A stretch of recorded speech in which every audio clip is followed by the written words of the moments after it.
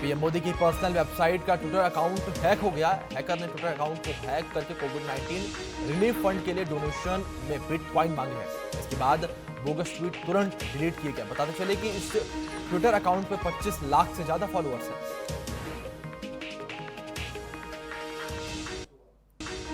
प्रधानमंत्री नरेंद्र मोदी की personal website का ट्विटर अकाउंट बुधवार देर रात को हैकर्स द्वारा हैक कर लिया गया था, लेकिन कुछ ही देर में इसे सुधार भी दिया गया। अब इस पूरे मामले पर ट्विटर की ओर से बयान आया है कि जिसमें उसने हैकिंग की बात को स्वीकार किया है। यह हैकिंग बिल्कुल वैसी ही थी जैसा कि कुछ दिनों पहले बराक ओबामा, एलन मस्क जैसी हस्तियों के अकाउंट हैक कर बिटकॉइन की मांग की गई थी। केंद्र सरकार ने बड़ा फैसला लिया है। पबजी समेत 118 मोबाइल ऐप पर प्रतिबंध लगाने का फैसला किया गया है। इलेक्ट्रॉनिक्स और सूचना प्रौद्योगिकी मंत्रालय ने धारा 69A के तहत इन मोबाइल ऐप्स पर बैन लगाने का फैसला किया है।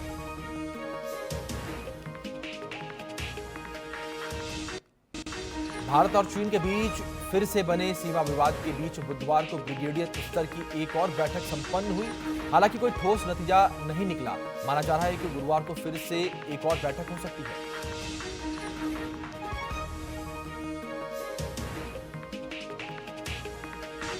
लद्दाख बॉर्डर पर भारत और चीन के बीच लगातार तनाव की स्थिति बनी हुई है। पिछले दिनों में 3 बार चीन ने अलग अलग इलाकों में घुसपैठ की कोशिश की है। एक तरफ चीन बातचीत का ढोंग कर रहा है, तो वहीं दूसरी ओर घुसपैठ कर अपना असली चेहरा दिखा रहा है।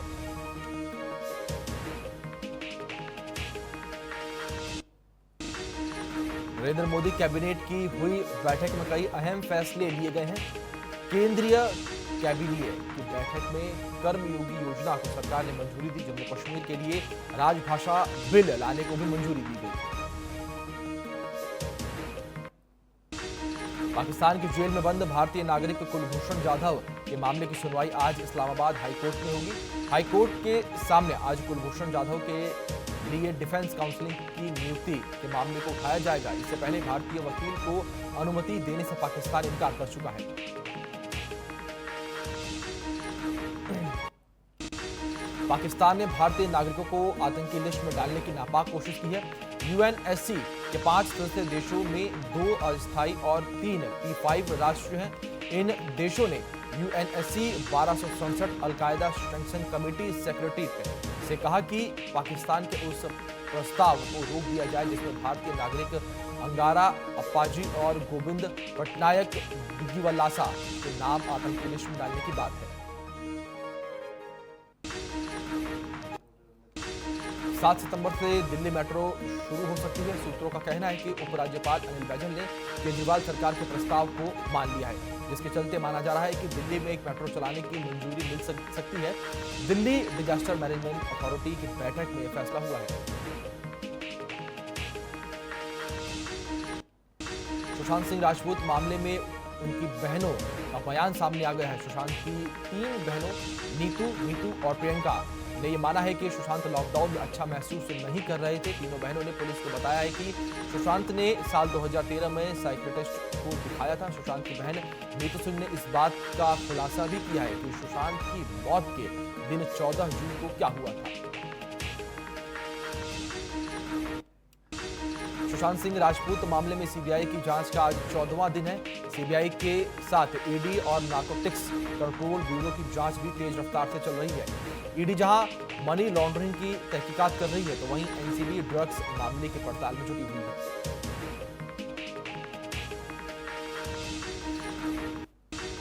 सुशांत केस में रिया चक्रवर्ती और उनकी फैमिली से सीबीआई ने पूछताछ की है। बुधवार को मुंबई पुलिस को दिए गए सुशांत के बहनों और पिता के बयान भी सामने आए हैं, जिसमें कई अहम बातों का खुलासा हुआ है। रिया के वकील ने सुशांत की फैमिली के बयान पर सवाल उठाए हैं।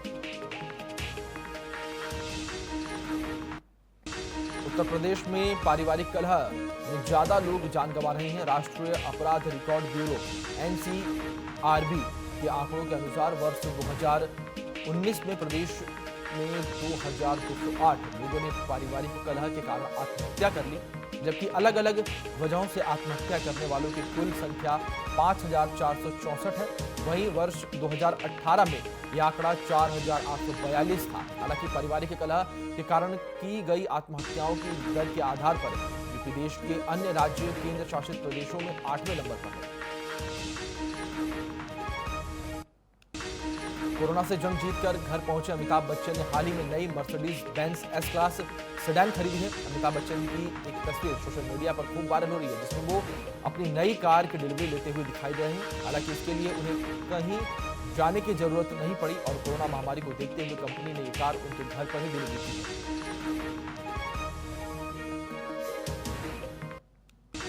टोयोटा किर्लोस्कर मोटर जल्द भारत में टोयोटा अर्बन क्रूजर को लॉन्च करने जा रही है। इस सम कॉम्पैक्ट एसयूवी की बुकिंग भी शुरू की जा चुकी है। अभी हाल ही में कंपनी ने एक एसयूवी के इंटीरियर का खुलासा किया था और अब अर्बन क्रूजर के कुछ जरूरी फीचर्स सामने आए हैं। ये फीचर्स ग्राहकों की जरूरत के हिसाब से हैं, जो उनकी सहूलियत को ध्यान में रखकर दिए गए हैं।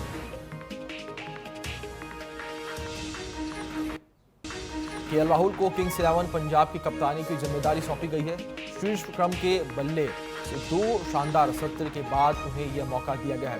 राहुल से जब उनकी कप्तानी में कोहली या धोनी की झलक की संभावना के बारे में पूछा गया तो उन्होंने कहा, निश्चित रूप से ये कम से कम पिछले 10 वर्षों से सबसे ज्यादा प्रेरणादायी क्रिकेटर और कप्तान रहे हैं। उनकी अगुवाई में खेलने का मौका मिलना सीखने के लिए शानदार चीज है। आईपीएल के आगामी टूर्नामेंट की तुलना प्रयोगशाला से करते हुए senior off spinner Ravichandran Ashwin का मानना है कि कोविड-19 महामारी के कारण टूर्नामेंट की तैयारी के लिए अधिक समय मिला है। इस बार लीग में नई चीजों को आजमाने का शानदार मौका है। आगामी सत्र में दिल्ली कैपिटल्स की ओर से खेलने वाले अश्विन ने फ्रेंचाइजी की ओर से जारी प्रेस विज्ञप्ति में कहा, यह संभवतः सबसे लंबा समय है जो टूर्नामेंट की तैयारी के लिए आईपीएल टीमों को मिला है। Realme 7 सीरीज को आज भारत में लॉन्च किया जाएगा। इस सीरीज के तहत कंपनी 2 नए स्मार्टफोन्स Realme 7 और 7 Pro को लॉन्च करेगी। ये स्मार्टफोन्स कंपनी के मौजूदा Realme 6 और Realme 6 Pro के अपग्रेड के तौर पर मौजूद होंगे। कंपनी Realme 7 सीरीज की लॉन्चिंग के लिए वर्चुअल इवेंट का आयोजन करेगी।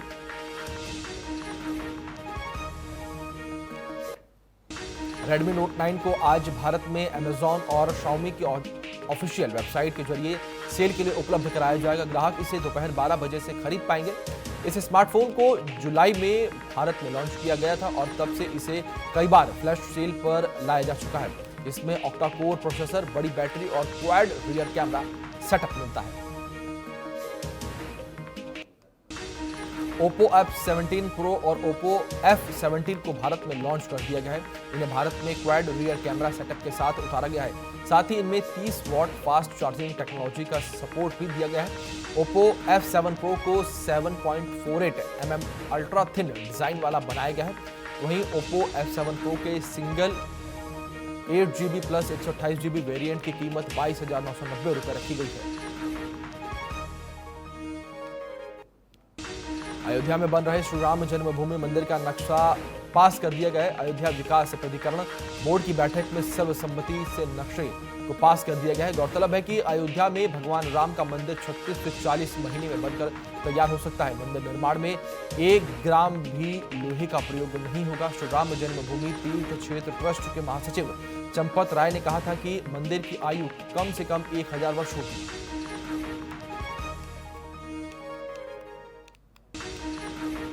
दुनिया में कोरोना वायरस के अब तक 2,58,89,824 मामले सामने आ चुके हैं। इनमें 1,81,72,671 मरीज ठीक हो चुके हैं, जबकि 8,60,270 लोगों की मौत हो चुकी है। अभी 68,56,883 मरीज ऐसे हैं जिनका इलाज चल रहा है।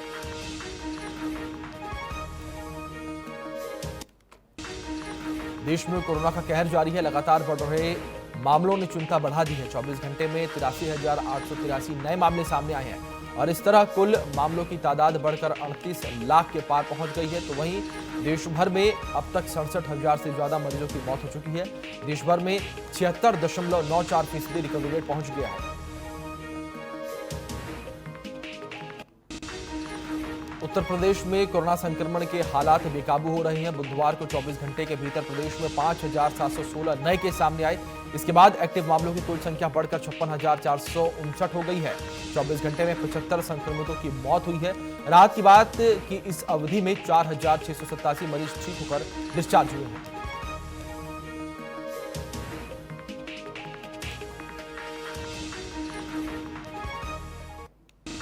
उत्तराखंड में कोरोना संक्रमण के अब तक सारे रिकॉर्ड टूट गए हैं। बुधवार को 24 घंटे में 836 नए संक्रमित मरीज मिले हैं। हरिद्वार और देहरादून जिले में भी पहली बार एक दिन में सर्वाधिक संक्रमित मरीज मिले हैं। प्रदेश में संक्रमितों का आंकड़ा 21,000 को पार कर चुका है। जेईई मेन परीक्षा का आज तीसरा दिन है। बताते चले कि 6 सितंबर तक जेईई मेन की परीक्षा चलेगी। हर दिन 2 पाली में परीक्षा होगी। देश भर में 660 परीक्षा केंद्र बनाए गए हैं। कोरोना को देखते हुए थर्मल स्क्रीनिंग, सोशल डिस्टेंसिंग का पूरा ख्याल रखा जाएगा। इसके साथ ही मास्क, हैंड सैनिटाइजर, पानी की बोतल रखना जरूरी होगा।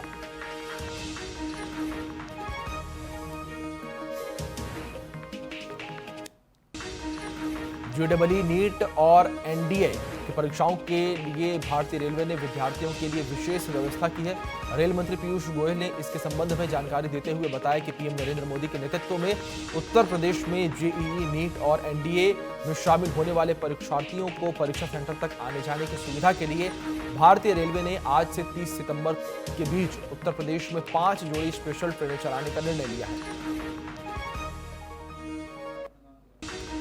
ट्रेन के वातानुकूलित डिब्बे में यात्रा करने जा रही हैं तो बेडशीट, कंबल, तकिया साथ ले जाना ना भूलें। अब ये मुफ्त में नहीं मिलेगा, इसके लिए बकायदा प्लेटफॉर्म पर बिक्री होगी। रुपए यात्री को अपनी जेब से देने होंगे। कई दशक पहले रेलवे ने एसी कोचों में यात्राओं को बेडरोल देने की व्यवस्था शुरू की थी। इसके तहत प्रत्येक यात्री को एक चादर, एक तकिया व एक कंबल दिया जाता था।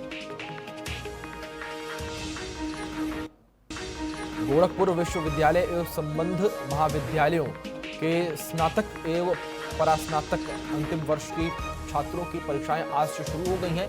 1 अक्टूबर तक चलने वाली सभी परीक्षाएं एक पाली में सुबह 8 बजे से 11 बजे तक होंगी। कोरोना को देखते हुए थर्मल स्क्रीनिंग, सोशल डिस्टेंसिंग का पूरा ख्याल रखा जा रहा है। इसके साथ ही मास्क, हैंड सैनिटाइजर, पानी की बोतल रखना जरूरी होगा। नई शिक्षा नीति बेसिक शिक्षा विभाग में लागू करने की योजना तैयार हो गई है। 2 करोड़ बच्चों को स्कूल में दाखिला दिया जाएगा। स्कूल में बच्चों की उपस्थिति पर भी खास नजर रखी जाएगी। भारतीय कम्युनिस्ट पार्टी बुनकरों की समस्याओं के प्रति यूपी सरकार की कथित अनदेखी पर आज प्रदेश व्यापी प्रदर्शन करेगी। राज्य सचिव सुधाकर यादव ने बुधवार को जारी बयान में कहा कि बुनकर परिवार और बुनकर उद्योग गहरे संकट में है। बढ़े बिजली बिल की समस्या ने उनकी तंगहाली को भुखमरी की हालात तक पहुंचा दिया है। ऐसे में उनके संघर्षों व मांगों के प्रति एकजुटता जताते हुए आज मांग दिवस मनाएंगे। इलाहाबाद हाईकोर्ट ने वाराणसी के लंका थाने से लापता काशी हिंदू विश्वविद्यालय के छात्र शिव कुमार त्रिवेदी के बारे में पुलिसिया रवैये पर कड़ी नाराजगी व्यक्त की है और फटकार लगाई है। कोर्ट ने एसएसपी वाराणसी को 3 सितंबर को व्यक्तिगत हलफनामे के साथ हाजिर होने का निर्देश दिया है। कोर्ट ने एसएसपी से पूछा है कि 12 फरवरी को थाने में बुलाए गए छात्र के दूसरे दिन भाग जाने पर पुलिस ने क्या कार्रवाई की। आज वित्त मंत्री निर्मला सीतारमण एक अहम बैठक करने जा रही हैं। केंद्रीय वित्त निर्मला सीतारमण आज अनुसूचित वाणिज्य बैंकों और एनबीएफसी की मैनेजमेंट के साथ बैठक करेंगे। इस बैठक में वित्त मंत्री बैंक लोन्स में कोरोना संकट की वजह से किए गए उपायों के कार्यान्वयन की समीक्षा करेंगे। भारत और बांग्लादेश में नया व्यापार मार्ग खोलने का फैसला किया है ताकि अंतर्देशीय जल परिवहन तंत्र के दायरे का विस्तार करके कनेक्टिविटी को बढ़ाया जा सके और इस क्षेत्र में व्यापार को बढ़ावा मिल सके। आज एक बांग्लादेशी पोत दोनों देशों के बीच संपर्क को बढ़ावा देने के प्रयासों के तहत त्रिपुरा के लिए सीमेंट के माल का परिवहन करेगा। ये जहाज बांग्लादेश के प्रीमियर सीमेंट लिमिटेड से 50 मीट्रिक टन सीमेंट ले जाएगा। अतीक अहमद की सीज संपत्तियों का बुधवार को दोबारा सत्यापन किया गया और यह देखा गया कि उन संपत्तियों पर कहीं दोबारा कब्जा तो नहीं कर लिया गया है। इसके लिए पुलिस विभाग के साथ साथ राजस्व, नगर निगम और एडीए की टीमें भी जुटी हैं। अधिकारियों के मुताबिक अतीक की कुछ और संपत्तियों को चिन्हित किया गया है, उनका भी फिजिकल सत्यापन कराया गया है। बताते चले कि अतीक अहमद की 7 संपत्तियों को कुछ दिन पहले सीज किया गया था। उत्तर प्रदेश सरकार गांवों में हर घर और जमीन को उनकी पहचान देने जा रही है। मकान और जमीन का अपना नंबर होगा और उस पर उसके मालिक का नाम होगा। स्वामित्व योजना में मकान व जमीन मालिकों को इसका प्रमाण पत्र भी दिया जाएगा। सूत्रों का कहना है कि राजस्व परिषद बोर्ड ने इसके नियमावली प्रारूप को मंजूरी दे दी है। इसे जल्द कैबिनेट पर रखा जाएगा।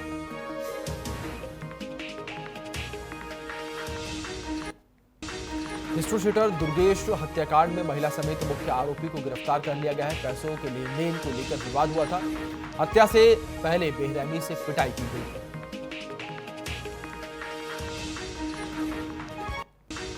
राज्य सरकार ने बेसिक शिक्षा से जुड़े 73 शिक्षकों को वर्ष 2019 के राज्य अध्यापक पुरस्कार के लिए चुना है। कौशाम्बी और हाथरस को छोड़कर उत्तर प्रदेश के हर जिले से एक शिक्षक का चयन हुआ है। इन 2 जिलों से एकमात्र एक शिक्षक के आवेदन राज्य स्तरीय चयन समिति को फॉरवर्ड किए गए थे। इसलिए इन दोनों जिलों में से किसी भी शिक्षक को पुरस्कार के लिए नहीं चुना गया। बेसिक शिक्षा विभाग की ओर से बुधवार को राज्य अध्यापक पुरस्कार 2019 के लिए चयनित शिक्षकों की सूची जारी की है। यूपी में पॉलिटेक्निक संस्थानों में शिक्षकों की कमी नहीं रहेगी। इसी सत्र में 1000 से ज्यादा नए शिक्षक मिलने जा रहे हैं। सभी अनुभवी शिक्षक राजकीय पॉलिटेक्निक से बतौर शिक्षक रिटायर हुए हैं। प्रदेश भर के 147 राजकीय और 18 अनुदानित पॉलिटेक्निक में प्रवक्ताओं के 2417 व प्रधानाचार्य और विभागाध्यक्षों के 365 पद खाली हैं। इन पर रिटायर शिक्षकों को भर्ती किया जा रहा है।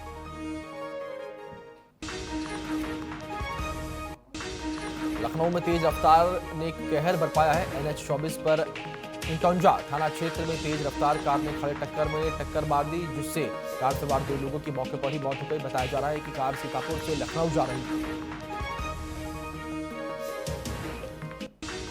रामपुर में 3 दिन पहले हुई पेट्रोल पंप मालिक प्रवेश कुमार की हत्या का खुलासा केमरी पुलिस और SOG पुलिस ने मिलकर किया है। मृतक प्रवेश की हत्या पिता के अपमान के बदले की भावना से की गई थी। पुलिस ने इस मामले का खुलासा करते हुए 3 हत्या आरोपी 9 युवकों को गिरफ्तार किया है, जिनके पास से प्रवेश कुमार के 2,41,397 रुपए और मोटरसाइकिल बरामद की गई।